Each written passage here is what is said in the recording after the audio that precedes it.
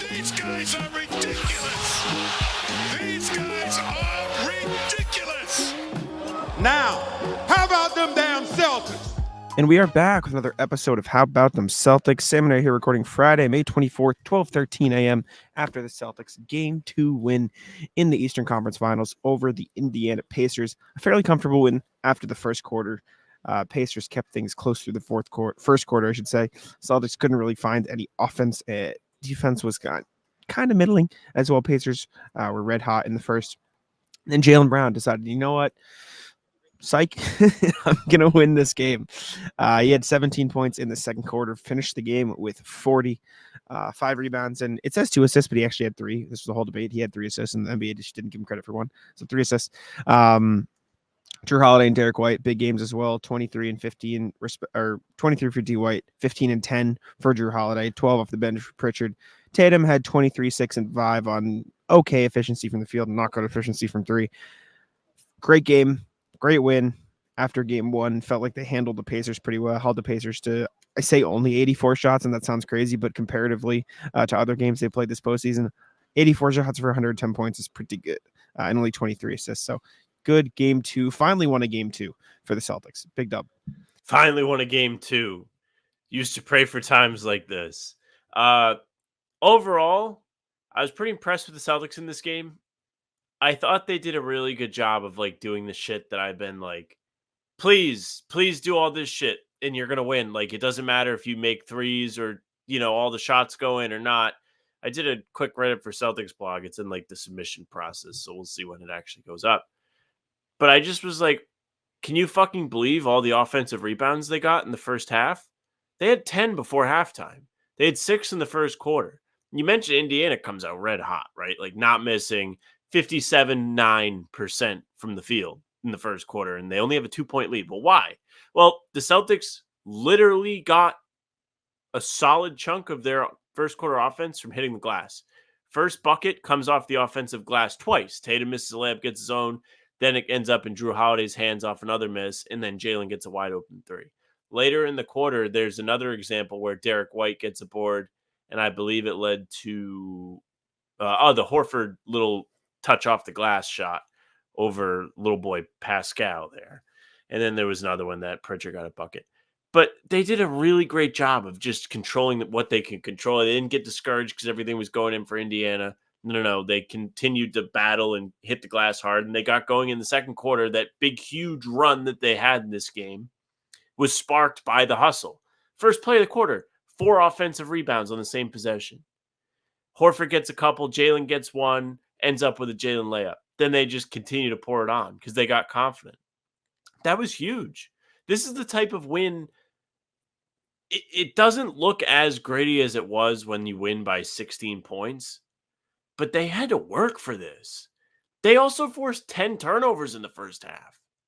That's 20 extra chances to put the ball in the basket that they got themselves, despite Indiana being red hot. And this is going to be, oh my God, I didn't see this coming from you, Sam. Tatum.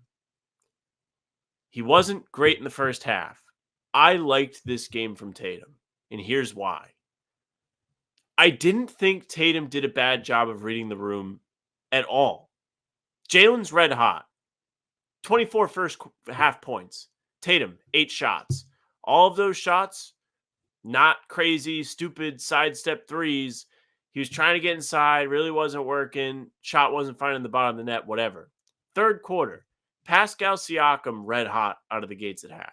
Tatum continues not taking dumb sidestep threes. Instead, forces the issue, gets paint touches, and puts the ball in the basket. He gets going off a dunk.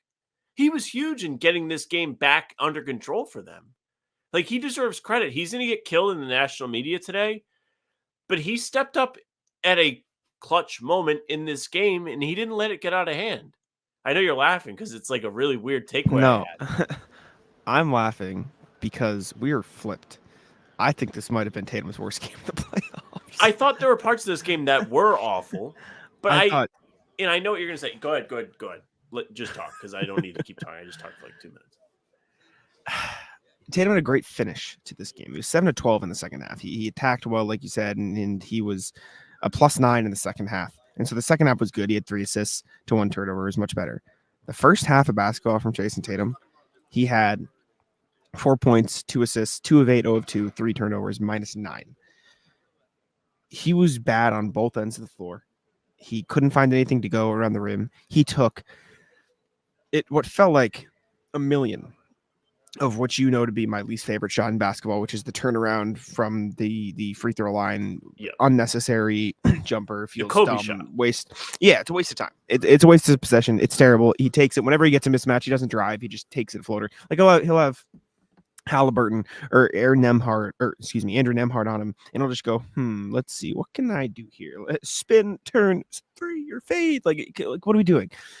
And not only that, he was getting fucking torched on defense. Are you kidding? They were blowing right by him. Pascal Siakam, when he saw Tatum on him, chicken. See you later. Definitely I'm going right by you. It didn't falling. It didn't make any sense. Like, I don't get it. Like, like he shouldn't be that bad. And like you mentioned, credit him. He had a strong close. And so maybe saying this was his worst game of the playoffs is a stretch or an exaggeration. But I don't think he was very good. And I don't think it mattered. And I think that's the important thing about the Celtics team because everyone can lift him up. And I will also say for Tatum's, quote, potential worst game of the postseason to be 23 points, 6 assists, 5 rebounds on 9 of 20 shooting. Pretty good. He's probably a pretty good basketball player if that's his worst night. Still can't find the 3, which is frustrating. Definitely got fouled a few more times than the 4 free throws indicate. I just don't think he was very good, and that was fine. It didn't kill them. I think, like you said, the important part is he did know the moment, and he did come in huge for them at the end of the game. He started the game first quarter 1 of 6, and he finished the game after that 8 of 14. So he had an efficient close to the game, which is important. Yeah, and I thought he got better throughout the game, but it just felt like the first half was really rough, and I think that's where most of my opinion comes from. But we've gone 7 minutes without talking about Jaylen fucking Brown. Amazing. 40 points, 5 rebounds, 2 assists, 14 to 27, 4 10. I thought he had the perfect mix of looking for his own shot while also letting shots come to him off of ball movement and off of passes from everybody else. What are you laughing at? The big slam in the background as I'm talking? Yeah, every time makes me laugh. So I thought that was a good blend from him. I thought he was aggressive. I thought he was passive when he needed to be. I thought once he started getting hot and the Pacers paid more attention to him, I thought he did a good job of passing and creating open looks for his teammates.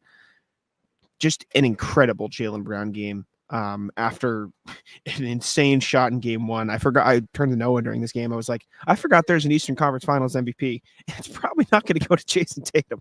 Like, no, it's not. Jaylen Brown has been incredible in the series. He's absolutely the thumbnail of this video. He's incredible. 40 points, amazing.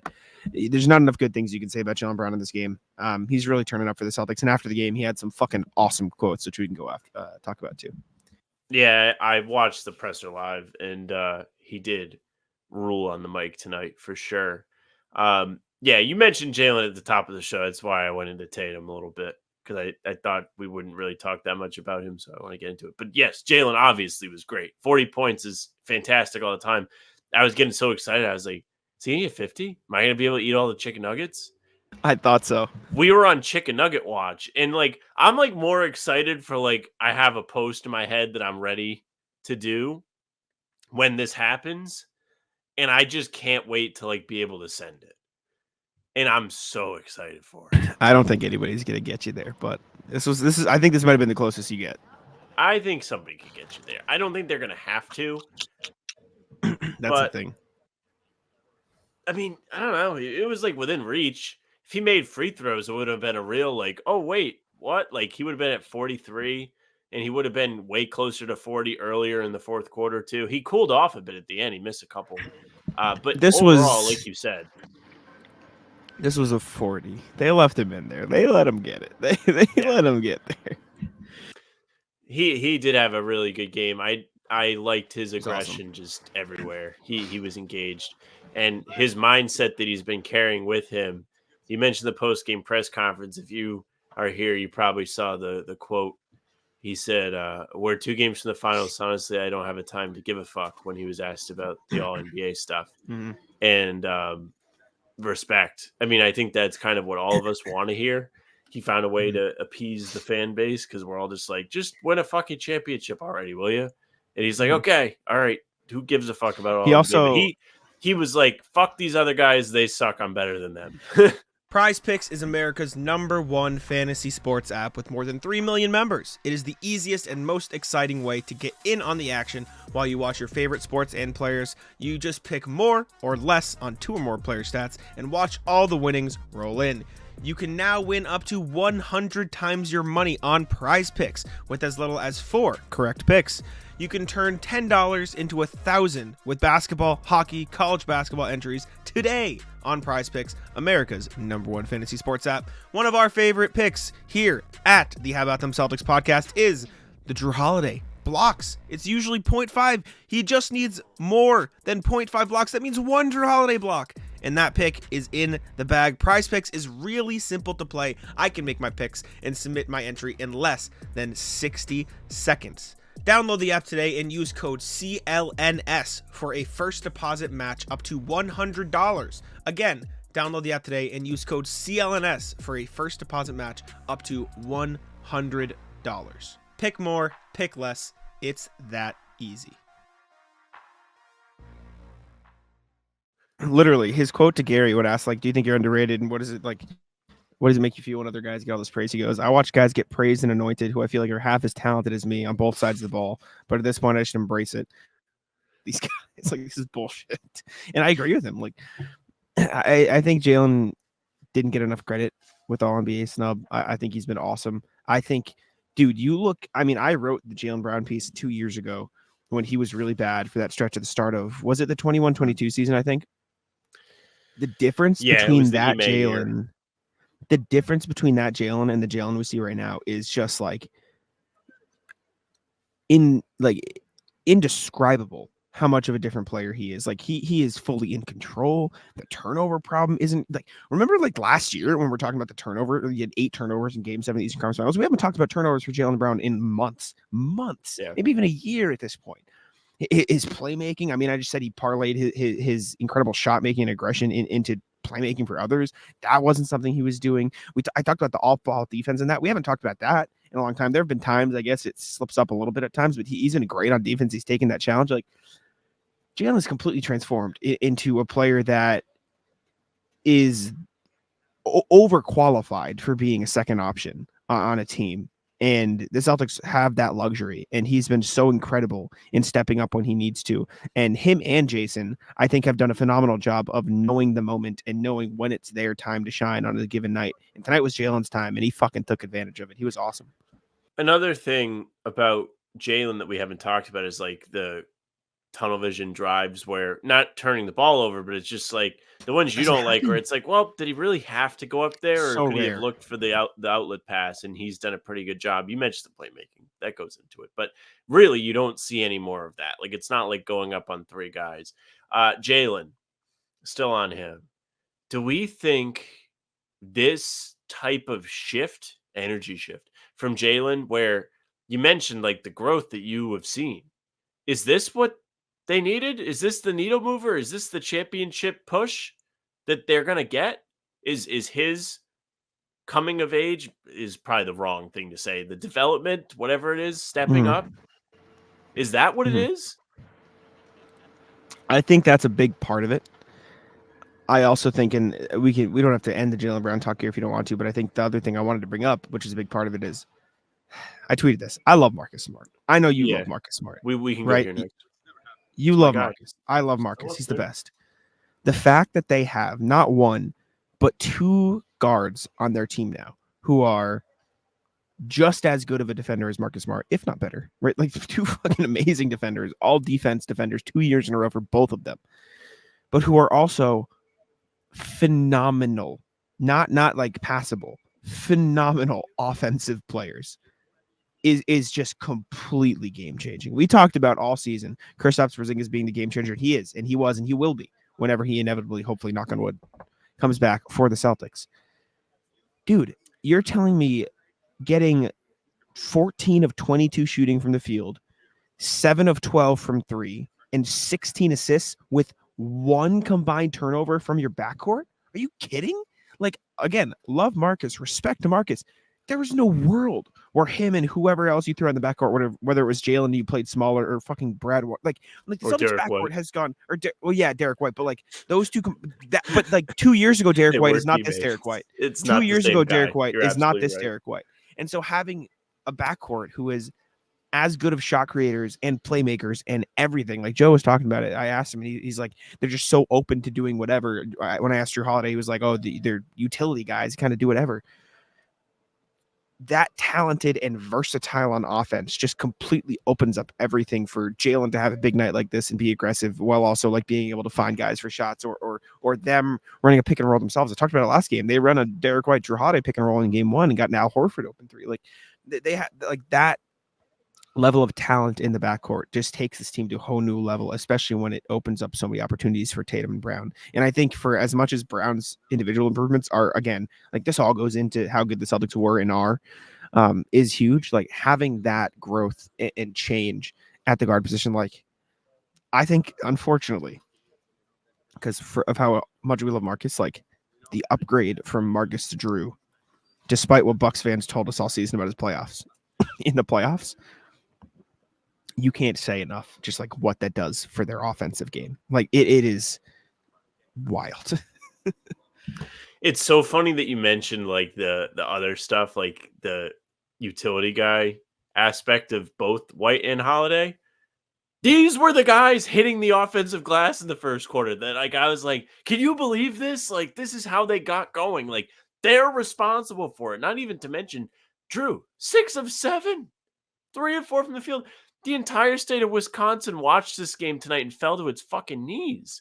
All they did was like cry, this guy sucks in the playoffs. Good luck with him, blah, blah, blah. When the trade happened, they do have a lot of love for him. So if there's any Bucks fans watching this, you do get credit. Like they still are like, hey, we're still rooting for him, like on their little Reddit.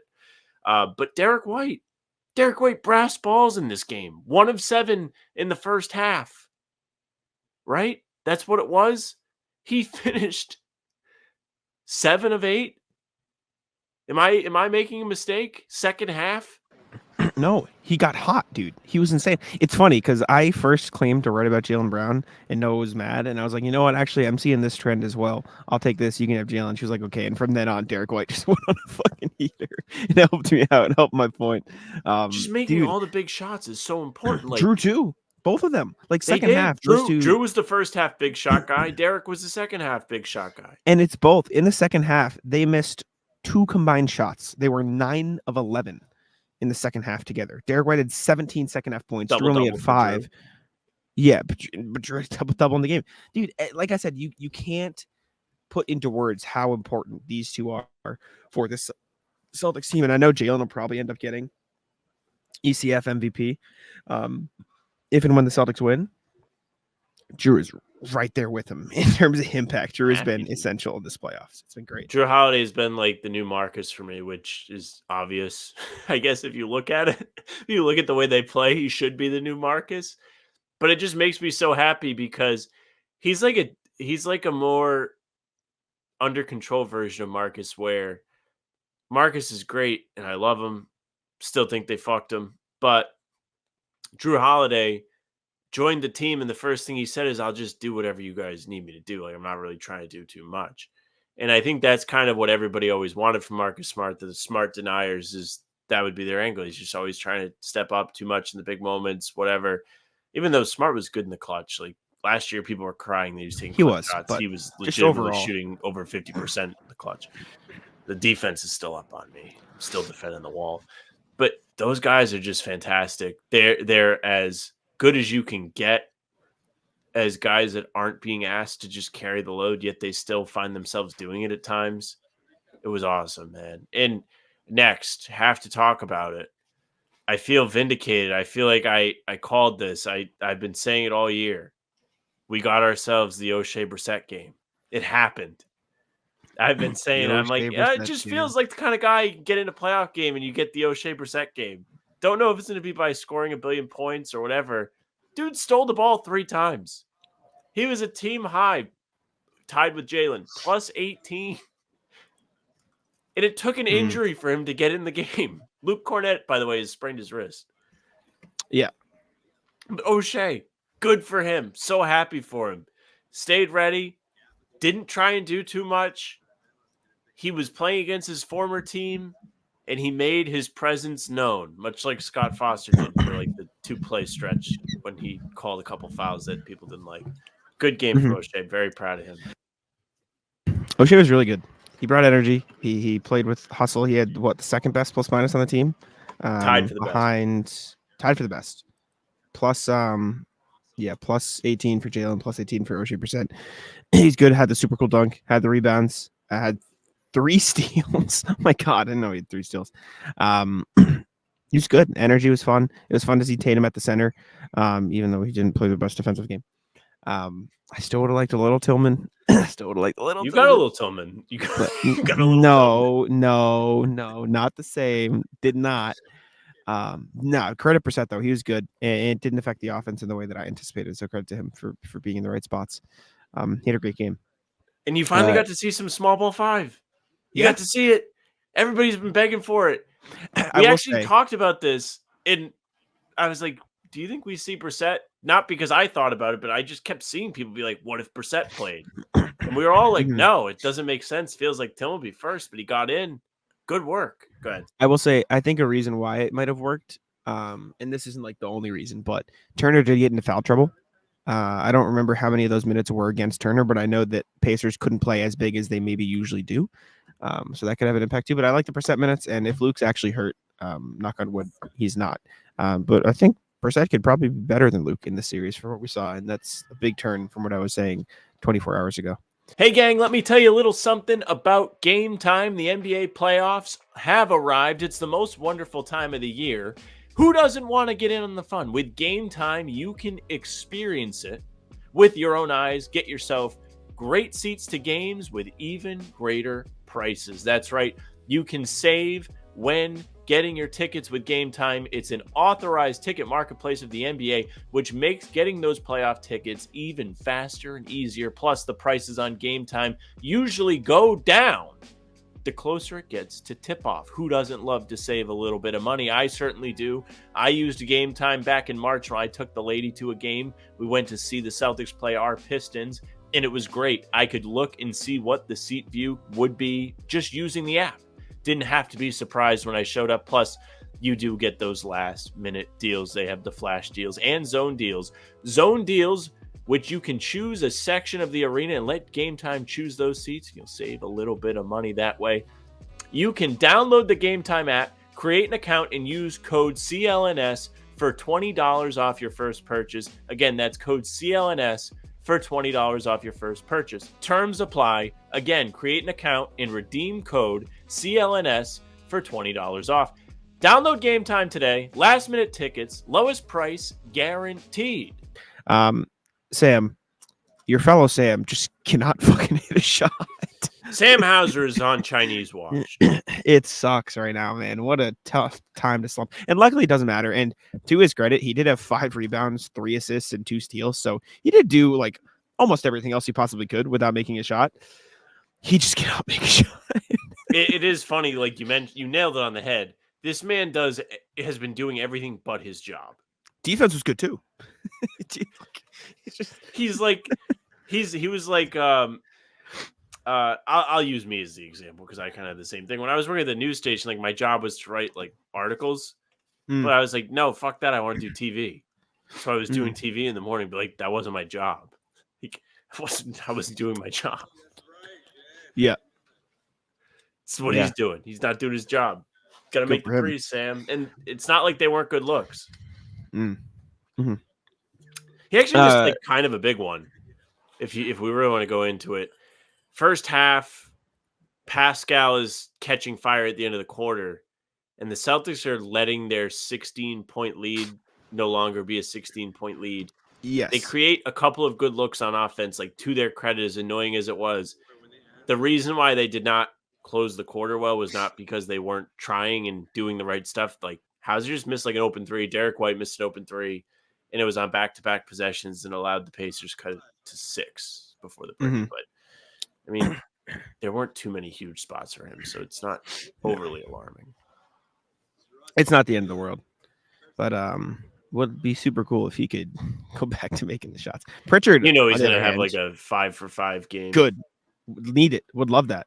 Pritchard, on the other hand, has been very good.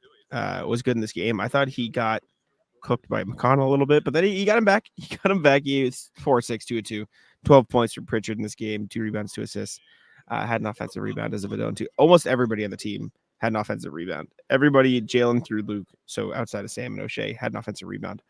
They hit the glass hard. Pritchard was good though. It's fun to see him do that. And a very quiet game for Al Horford, but I think it was fine. Only had to play 25 minutes. Yeah, only had to play 25 minutes. 3-6, had that big body shot, 4 offensive rebounds, 6 and 10 rebounds is good overall. So I'm glad he didn't have to play a ton in this one. He needed a game where he only plays 25 minutes. He just played 40 minutes in game 1. And honestly, this is like the ideal Al Horford game. Not only with the minutes, but with the usage. He wasn't forced to take a billion threes. He was 0 of 1. He had a nice stretch where he was scoring inside, and he hit the offensive glass, got 4 offensive rebounds, grabbed 10 rebounds on the game. Completely fine with that. I actually thought he played really, really good defense a couple times. There was one possession in particular. I think Halliburton was trying to go at him, and he wasn't able to get past Horford and had to ditch the ball away. I was pretty happy with him. Yeah. Sorry, I got distracted. What number is Duncan Robinson? Yeah. 55. There is a TD Garden employee just rocking a Duncan Robinson jersey. And I only noticed it because it's those like Heat jerseys where the numbers and letters are different. The Zodiac Killer jerseys? Yeah. Yeah. I just like looked up and I'm like, what the fuck is that? I don't want to this isn't going to become like a catchphrase, but with love and respect, gotta shoot him. No. Tech, you're 2 on the body. You're gone. Good game 2. Finally won a game 2. Respect. Svi has made more threes than Hauser in this game. Tough. Congratulations to O'Shea Brissett and Svi for passing Joel Embiid on the all-time conference finals rat list you, because I tweeted that same thing and you retweeted a different. Did you retweet it? No, I didn't retweet it. I tweeted it. I'm sorry. Yeah, well, I turned your notifications off because I can't watch a fucking game without getting it spoiled. So there was no way for me to know. Yes, I did. I did it like a minute after that guy, but I didn't do it because of his. Well, I didn't see his, but we both did, in fact, tweet it. Good win for the Celtics. 2 wins at home to start the series, which I know you love. Yes. Halliburton hurt. Yeah. Tyrese Halliburton out with the same hamstring injury, or not same injury, but the same hamstring that he did hurt earlier this season. That's going to be a huge thing to monitor moving forward. The people who are saying the Celtics have the easiest path to the finals ever are in shambles right now. I got really mad. They're like erect right now. They're like, oh my God, another one. They get another free win. Somebody, it was like, who tweeted it? Oh, yeah. I tweeted, Celtics lose. See, this is who the team has always been. Terrible. Celtics win. Look who they're facing. This is embarrassing. And then I was like, they can play in front of them. Like, maybe the Celtics should just forfeit, and then people will be happy. Apologize for winning. Yeah. The Celtics should just forfeit, because then that's like, it's only the respect. Like, it's still the dumbest fucking argument to me. Like, what do you want to do? Petition the league to like they just need Harry Potter to fucking come in and heal Giannis's injury, and then Adam Silver to stamp the Bucks back into the playoffs because it was unfair, and so then the Celtics can play a fully healthy Bucks team. Just like, what do you fucking want them to do, guys? Like, they can only play who's in front of them. They're winning the games because, like, fuck off. It's the dumbest argument to me. I hate it. So stupid. Never apologize for winning. Can't be sorry. Especially teams that aren't built for Go ahead. Sorry. Exactly. Especially when you're 5-0 in the statement jerseys. Clap it up. Let's clap it up. Listen, they won in spite of the equipment manager today. Like, you got to look at some things that happen in this game. Jaylen doesn't get 50. If they wear the whites, probably gets 50. No. Probably does. Tatum. Your jersey argument played with CT in the first half. Less and less valid. If they wear the right jerseys, might have had a 35-point game. Less and less valid by the day. Less and less. I hope on everything. I like my dream is that they win a title in the black jerseys at home. I need it for my agenda. Because now it has gone past the point of delusion. Well, what it really is a bit, and I like to tweet memes. That's what I like to do. But you believe this. This is more than the bit. This is like. If you'd like me to be honest, not Jack, actually no, doing I it. don't believe that if they wear white at home, they will win every single game. Wow. This is If you would like me to be honest. This is a huge day for me. It is still what I prefer. Okay. And I still think any team that wears white on the road looks fucking gross. I can back you more. Flag. I can back you more I'm still there. going to tweet the memes. And I'm okay with the memes, but you tweeted at me when I tweeted the meme today. You're clearly not okay with the memes. If you're going to tweet the memes, I'm going to give you shit for it because that's my meme. It's not your meme. It's my bit. My bit is disagreeing. It sure isn't. That's actually my bit. It can be my bit when I disagree with your bit. I'm just being an asshole. You can tweet what you want. I don't care. I don't give a shit about the jerseys. I just like getting under your skin. Me finds a nice tweet trend that I like to do every once in a while. Jack, I hope you die.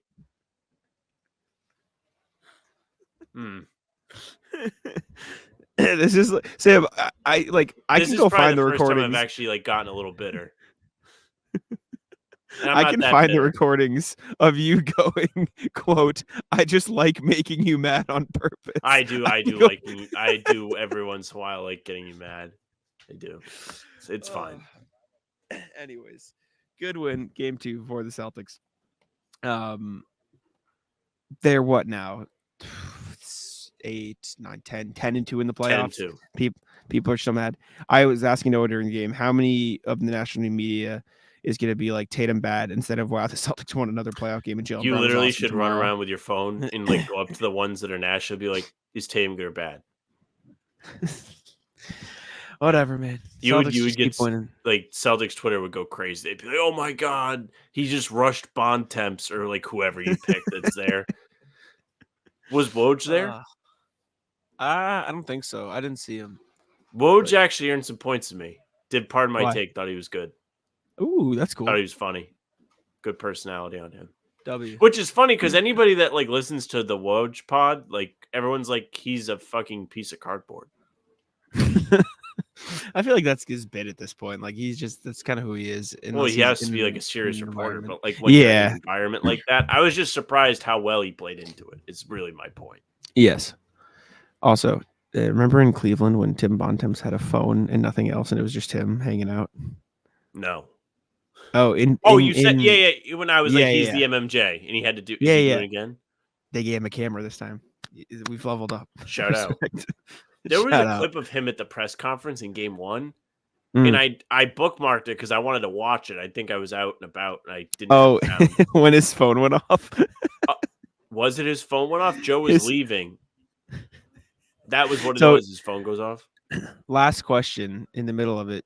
Tim Bontemps' phone just goes off, and Joe leaves, and Bontemps says something like "sorry" or "haha," and Joe just goes, just hissed almost. Yeah, it was funny. It was good. It was a good bit. Joe looks kind of intimidating when he's got the shorts on. The first time he came in there in shorts, I was intimidated. You could have stopped that for intimidating. Joe is intimidating. Period. He is intimidating. It's just it.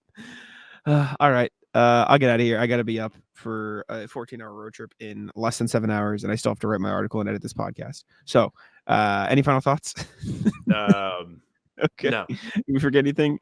All right, cool. Actually, I had 15 minutes on. Thank you very much for listening and watching. Yes, sir. Subscribe to the channel, hit the bell so you don't miss any of our daily uploads. We're coming at you with something new every morning at 5 a.m. We've got full pods Tuesday, Thursday, Sunday. Game recaps the morning after each game. Not sure what we're going to have for you on Sunday, actually, because you're away. So it might just be a game recap. That's what we've been doing for the road games. I don't know, though. And then we also have other videos in between. We have Talking C's streams Monday, Wednesday, Friday mornings. Tomorrow's maybe from the car if we do it. We have Celtics Roundtable. Maybe we'll also be from the car tomorrow. I don't know. We're going to test some things out. You got to tell me what we're doing because I'm not sitting. I don't here know. All day. I think we're going to feel out how the car goes and how the setup could potentially be, and then we'll let you know throughout the day. Great. We'll see. I meant let the viewers know. I will obviously text you with like cleaner updates. Okay. The day. Pre-game, half hour before every single stream. I hope people do stick around for this and get some of this. Spotify and Apple, we're there. We have full pods, game recaps. If you follow us, they go right into your feed. You can email us, hbtcpod@gmail.com. Sure you got something to say. You always do. And you can find us on socials at How About Them C's, Twitter, Instagram, TikTok, Facebook, just name the pod. Streams are there. They're on YouTube. They're on Twitter. Jack's Twitter's Jack's One NBA. Mine's at Sam LaFrance NBA. That's it for us. Taco. Come on. Taco's having some fun here.